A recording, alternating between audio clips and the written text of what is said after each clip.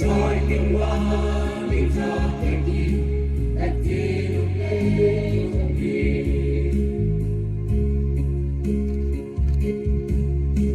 sa tha vô vi hát thiên dung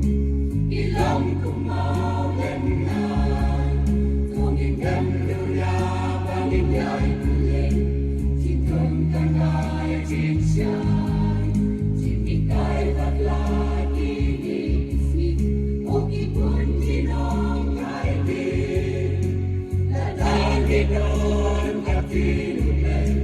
anh bên chỉ ai gặp đi là các mai các chú và kênh răng thì lúc đây là dài dần đang nghe lòng các đi trên nhà aman ba đi theo bagi palaji ikalan bagi kekasih mulai agatin trong mundo yesem aberten ai bahkan songe aku menjadi dalam ganti cinta soi kinh hoa kinh cho kẻ kia đã đi lúc đây không đi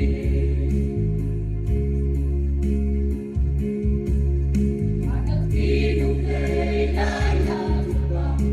và xem không try hơn mà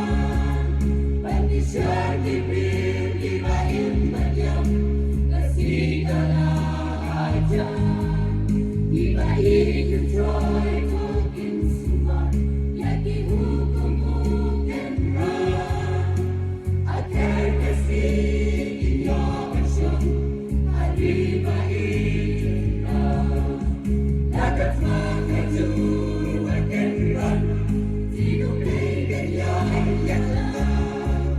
dan jangan kasih tidaknya aman mati bagi palaji ikalan bagi kekasih mulai agatin trong mundo yesem aberten ai bahkan songe aku menjadi dalam ganti cinta soi kinh hoa như cho kẻ kia đã đi lúc đây không đi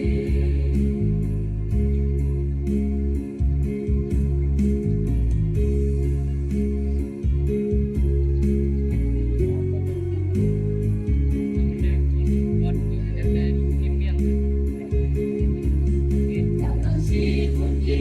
barang-barang ông yang chỉ sai hơn Tuhan meskipun rugi malam hari nanti saya bahagia nanti kota long yang hayapi bagi nyai long dan cincai abaroki bagi mesin indem manis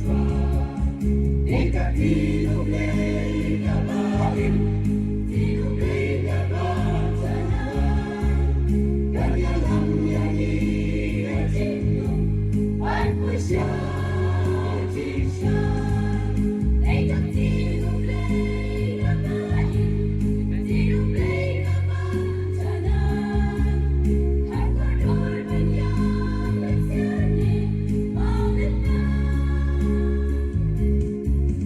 ai bahkan songe